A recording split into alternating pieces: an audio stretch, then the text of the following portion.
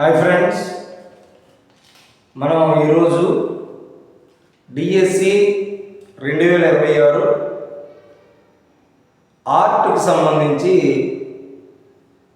ఒక ముఖ్యమైన వీడియో ఈరోజు చూడబోతున్నాం. నేను చాలా క్లాసుల్లో మీకు చెప్పడం జరిగింది. ఇది కేవలం ఓన్లీ డిఎస్సి ఎగ్జామ్ గురించే కాకుండా మీకు ఒకవేళ మీరు స్కూల్లో కనుక డ్రాయింగ్ టీచర్ అయితే మీరు క్లాస్ చెప్పడానికి ఉపయోగపడుతుంది. అలాగే వేరే సెంట్రల్ గవర్నమెంట్ జాబ్స్ కొన్ని ఉన్నాయి, అలాంటి వాటికి కూడా ఇది చాలా యూజ్ అవుతుంది. సో అందుకని దీన్ని అన్ని విధాలా బేస్ చేసుకుని మీకు వివరించడం జరుగుతుంది. అందుకని నేను చెప్తున్నాను, డిఎస్సిలో రాదేమో అన్న భయంతో ప్రిపేర్ అవ్వద్దు. ఒకవేళ డిఎస్సి రాకపోతే ఇది వేరే విధంగా మీకు చాలా ఉపయోగపడుతుంది. ఈ చెప్పే వీడియోలన్నీ కూడా నేను కొన్ని ఇంపార్టెంట్ మెటీరియల్స్ని తీసుకుని మీకు చెప్పడం జరుగుతుంది. సిలబస్ చాలామంది అడుగుతున్నారు, కానీ నా దగ్గర కూడా పూర్తిగా మెటీరియల్ లేదు. కానీ కొన్ని అంటే గూగుల్ నుంచి కానీ కొన్ని బుక్స్ నుంచి కానీ నేను సేకరించి దాన్ని మీకు అందించడం జరుగుతుంది. సో నేను లేట్ చేయకుండా ఈరోజు క్లాసులో మేము ముందుకు వెళ్తున్నాను. ఫస్ట్ది ఒక పేపర్లో క్వశ్చన్ ఇలాగ ఇచ్చాడు. ఈ క్వశ్చన్ ఏంటంటే, దృశ్యాలను పొందుపరచడానికి దృష్టాంతం ఉపయోగపడుతుంది. క్వశ్చన్ చూడు, ఒకసారి గమనించండి, వాడు ఎంత లాజికల్గా అడుగుతున్నాడు. అంటే దృశ్యాలను పొందుపరచడానికి దృష్టాంతం ఉపయోగపడుతుందని ఇచ్చి దాని క్రింద 4 ఇచ్చాడు. ఒకటి ప్రకృతి దృశ్యం, 2 కథలు, 3వది స్టిల్ లైఫ్, 4వది లెటర్ హెడ్.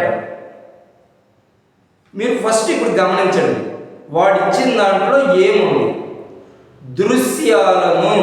మీకు దృశ్యం అంటే తెలుసు, అక్కడ ఉన్నటువంటి ఏదైతే సంఘటన కానీ లేదా అక్కడ ఉన్నటువంటి ప్లేస్ కానీ ఆ దృష్టాంతం చూడడానికి ఇది అని తెలియడానికి ఈ క్రింది వాటిలో ఏది ఉపయోగపడుతుందని అడుగుతున్నాడు. ఇప్పుడు చూద్దాం ఒకసారి ఆన్సర్ ఏంటి. ఎలా అని మనం అబ్జర్వ్ చేస్తే, ప్రకృతి దృశ్యం.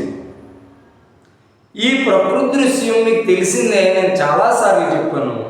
లాస్ట్ క్లాస్లో కూడా ఇన్వైట్ చేశాను మీకు. ఒక వాటర్ కానీ లేదా చెట్లు, పక్షులు, జంతువులు, పైన ఉన్నటువంటి ఆకాశంతో సహా నేచురల్గా మనకు కనబడే వాటిని ప్రకృతి దృశ్యం అంటాం. ఇది మనకి దృష్టాంతం చూడడానికి ఏ విధంగా ఉపయోగపడుతుందంటే ఇది సరిపోతుందా? ఫస్ట్ చూడండి. రెండవది, ఫస్ట్ది ప్రకృతి దృశ్యం, రెండవది కథలని అడిగాడు. కథలు అంటే ఏదైనా ఒక కథ మనకు తెలియాలి అంటే కనుక ఒక దృశ్యం ద్వారా దాన్ని చూపించవచ్చు అని వాడు చెప్తున్నాడు. అది చూడడానికి, దృష్టాంతం చూడడానికి, ఆ దృశ్యం ఏంటని తెలియడానికి కథల రూపంలో చూపించవచ్చు అని చెప్పి రెండవది అడిగాడు. మూడవది స్టిల్ లైఫ్ అని అడిగాడు. స్టిల్ లైఫ్ అంటే ఏంటి? కథలని ఒకే ప్లేస్లో ఉన్నటువంటి కొన్ని వస్తువుల సముదాయం కానీ లేదా అక్కడ ఉన్నటువంటి ఆబ్జెక్టివ్స్ని స్టిల్ లైఫ్ అంటారు. ఆ స్టిల్ లైఫ్లో మనిషి కూడా కదలకుండా ఉంటే అది కూడా వస్తుంది. కానీ ఎక్కువగా మనకి కదలలేనివి ఏవైతే ఉన్నాయో వాటన్నింటినీ కూడా మనం స్టిల్ లైఫ్ అంటాం. స్టిల్ అంటే మీకు తెలిసిందే, ఓ ఫోటోగ్రాఫర్ ఫోటో తీసేటప్పుడు మీకు ఒక స్టిల్ ఇవ్వడానికని మనం ఏం చేస్తాం? కదలకుండా ఒకే ప్లేస్లో నిల్చుంటాం. సేమ్ అలాగే కదలకుండా ఉన్నటువంటి కొన్ని వస్తువులు కనిపిస్తాయి. అలాంటి వాటి ద్వారా ఈ దృశ్యాన్ని మనం చెప్పొచ్చా అని అడుగుతున్నాడు. ఇక నాలుగవది లెటర్ హెడ్ అని ఇచ్చాడు. లెటర్ హెడ్ అంటే మీకు తెలుసు, ఒక వైట్ పేపర్ మీద ఒక సంస్థ కానీ లేదా ఒక స్కూల్ కానీ ఏదైనా ఒక దానికి సంబంధించినటువంటి హెడ్డింగ్ పెట్టి కింద మ్యాటర్ టైప్ చేస్తాం. దీన్ని లెటర్ హెడ్ అంటారు. అంటే ఒక విషయాన్ని మనం అందులో చూపించడానికి ఒక పేపర్ని తీసుకుని దాని ద్వారా మనం చెప్తున్నాం ఈ విషయం జరుగుతుంది అని. ఇప్పుడు గమనించండి, క్వశ్చన్ ఏమన్నాడు? దృశ్యాలను పొందుపరచడానికి దృష్టాంతం ఉపయోగపడుతుంది అన్నాడు. అంటే అక్కడ ఉన్నటువంటి దృశ్యం తెలియాలి అంటే కనుక మనం చూడగానే గుర్తుపట్టడానికి ఏంటి అని అడుగుతున్నాడు. మరి ఇందులో ఆన్సర్స్లో ప్రకృతి దృశ్యం, కథలు, స్టిల్ లైఫ్, లెటర్ హెడ్ ఇలా 4 ఇచ్చాడు. మరి ఇందులో 4 ఏది కరెక్ట్ ఆన్సర్? ఇది మీరు కూడా ఒకసారి చెక్ చేసుకోండి. కానీ నాకు తెలిసింది వాడిచ్చిన ఆన్సర్ ప్రకారం అయితే స్టోరీస్ ఇచ్చాడు, అంటే కథలు. ఎందుకు కథలు అంటున్నాం మనం? ఈ ఆన్సర్ ఎందుకు కథలు అంటున్నాడంటే ఇది ఒక దృశ్యం ఏది దీని ద్వారా తెలియడానికి. ప్రకృతి దృశ్యం అంటే అందులో ప్రకృతి ఉంటుంది, ఆ వస్తువు మనం చూడగానే వెంటనే తెలుసుకోవడానికి. అదేంటి అంటే ఒక పెయింటింగ్ అయి ఉండాలి, వేరే ఏదైనా అయి ఉండాలి, అది కాదు. స్టిల్ లైఫ్ అనగానే కొన్ని వస్తువులు ఏవో ఉంటాయి, ఇది ఒక దృశ్యం అని మనం అది కూడా చెప్పలేము. మూడోది లెటర్ హెడ్, పేపర్ ద్వారా విషయం చెప్పేటమంటే అది కాదు. కానీ ఇక్కడ ఆన్సర్ నేను అనుకునేది ఏంటంటే స్టోరీస్, ఒక కథలని ఎందుకంటున్నామంటే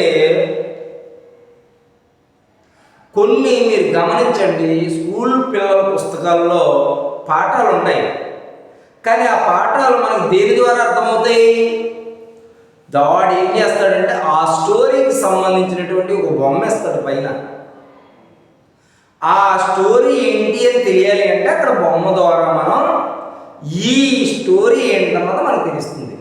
అంటే స్టోరీలో ఆ బొమ్మ ఉంది కాబట్టి ఆ దృశ్యాన్ని బట్టి మనం ఇక్కడ ఈ కథ ఏంటని చెప్పగలుగుతున్నాం. సో ఇప్పుడు గమనించండి, దీని ఆన్సరు కథలు లేదా స్టోరీస్. సో వీడు క్వశ్చన్ బాగానే అడిగాడు, కానీ కొంచెం డిఫరెంట్గా కన్ఫ్యూజ్గా అడుగుతున్నాడు. మనం ఇక్కడ దృశ్యం అనగానే ఏంటబ్బా అని ఆలోచిస్తాం. సరే, సంఘటన అని అర్థమైంది. రెండోది ఏమన్నాడు? దృష్టాంతం అనే పదం ఉపయోగించాడు. దృష్టాంతం అంటే మన దృష్టికి కనబడేది అక్కడ ఉన్నది. ఈ రెండు కన్ఫ్యూజ్ అవ్వకండి. ఒకవేళ ఇలా కాకుండా ఇండైరెక్ట్గా అడిగినా కూడా ఆ 4 గురించి మీకు వివరించడం జరిగింది. ప్రకృతి దృశ్యం అంటే నేచర్కి సంబంధించింది, అంటే పక్షులు లేదా జంతువులు లేదా బర్డ్స్, యానిమల్సే కాకుండా ఫ్రూట్స్ లేదా వాటర్ ఫాల్స్, స్కై, ఇవన్నీ కూడా అందులోకి వస్తాయి. రెండోది ఏంటి? ఇందులో స్టోరీస్ అంటే మనకు తెలిసింది, కొన్ని కథలు ఉంటాయి, ఆ కథలను మామూలుగా చెప్పే కంటే బొమ్మల రూపంలో ఈజీగా చెప్పచ్చు. స్టిల్ అనే పదం గుర్తుపెట్టుకుంటే కథలు అన్నటువంటి కొన్ని వస్తువులు. లాస్ట్ లెటర్ హెడ్, మనం ఏదైనా ఒక విషయాన్ని చెప్పాలి అనుకుంటే మ్యాటర్ ద్వారా చూపిస్తాము, అది వైట్ పేపర్ మీద తయారు చేసుకునేది లెటర్ హెడ్. అంటే ఇక్కడ ఆన్సర్ ఏంటంటే మీరు చెప్పే ఒక విషయాన్ని ఆ దృశ్యం ఏదైతే ఉందో మన కంటికి కనబడాలి అంటే కనుక చెప్పే విధానాన్ని కథల రూపంలో, కథలకి స్టోరీస్కి పైన ఉన్నటువంటి బొమ్మ ద్వారా చెప్పొచ్చని ఇది నేను అనుకున్నటువంటి ఆన్సర్. వాడు కూడా ఎవడో టిక్ పెట్టి ఇచ్చాడు, వాడు కూడా అదే ఇచ్చాడు. నాకు కరెక్ట్ అనిపించింది. ఇదే కరెక్టా కాదా అన్నది మీరు కూడా ఒకసారి చెక్ చేసుకోండి. మరి ఎలాంటి 2-3 క్వశ్చన్స్ మనకి కన్ఫ్యూజ్గా ఉన్నప్పటికీ కూడా మీరు ఏమీ కన్ఫ్యూజ్ అవ్వద్దు. కరెక్ట్గా బుర్ర పెట్టి ఆలోచిస్తే అన్నీ కూడా ఆన్సర్ అందులోనే ఉండదు. మీరు ఇక్కడ గమనించాల్సిన విషయం ఏంటంటే చాలామందికి డ్రాయింగ్ టీటీసీ ట్రైనింగ్లో ఇవన్నీ చెప్పరు, కేవలం నోటి ద్వారా మాత్రమే చెప్పి వెళ్ళిపోతారు. కానీ స్టిల్ లైఫ్ లేకపోతే లెటర్ హెడ్ లేదా ప్రకృతి ల్యాండ్స్కేప్స్ ఇలాంటి పదాలు ఫైన్ ఆర్ట్స్లో మాత్రం చెప్తారు. సో కానీ ఈ పదాలను మనం రీసెంట్గా అనేక యూట్యూబ్ లేకపోతే ఇన్స్టాగ్రామ్, ఫేస్బుక్ ద్వారా కూడా వింటున్నాం. సో కాబట్టి దీనిని ఈ పదాలను మీరు అర్థం చేసుకుని కొంచెం ప్రిపేర్ అయితే కనుక మంచి స్కోర్ సాధించడానికి అవకాశం ఉంటుంది. నేను ముందే చెప్పాను, ఈ క్లాస్ మాత్రం ఓన్లీ డిఎస్సి కోసం మాత్రమే కాదు, అన్ని విధాలా మీకు ఉపయోగపడాలని నేను ఈ వీడియోలు తయారు చేయడం జరుగుతుంది. సో ఎప్పటిలాగే ఈ క్లాస్ నచ్చినట్లయితే ఒక లైక్ ఇవ్వండి, అలాగే మీ ఫ్రెండ్స్కి షేర్ చేయండి, అలాగే మన ఛానల్ సబ్స్క్రైబ్ చేసుకోండి. మీరు ఇచ్చే లైక్ లేదా ఈ సబ్స్క్రైబ్ అనేవి మాకు మీకు కూడా ఉపయోగపడతాయి. మరొక వీడియోలో మంచి బిట్స్తో మరో వీడియోలో మేము ఉంటాను. అంతవరకు థ్యాంక్ యూ.